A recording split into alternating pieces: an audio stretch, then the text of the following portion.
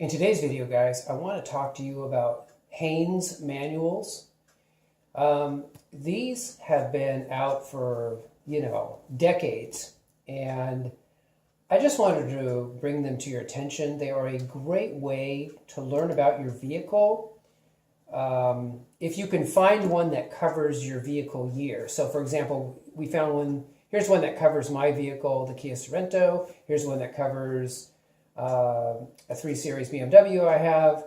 They don't make one, I don't think, for like the Honda Element we have. So you've got to make sure you can find one that covers your vehicle. But if you can find one that covers your vehicle, there's generally a lot of great stuff about, like, in the intro section, introduction to the BMW 3 Series, and they'll talk about the car and just all these different aspects of it.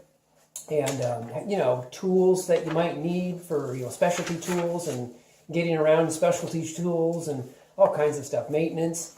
And it's a great resource to have in addition, this is the key point, in addition to the internet. In other words, the internet's great. I get a lot of awesome information off the internet, whether it's people on YouTube or forums, auto repair forums, or whatever.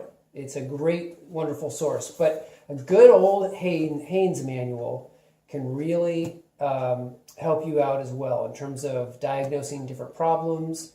And it's just an inexpensive way. I mean, these are usually around $20 each. And so if you can find the one that covers your vehicle, it is a great way to look up things very quickly and to diagnose certain problems that you might be having with your car.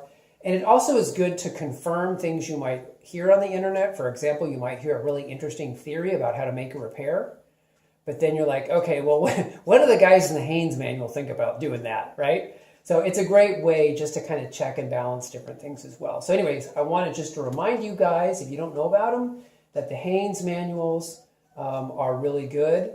And if you like these videos, feel free to like and subscribe, and I will talk to you guys on the next video.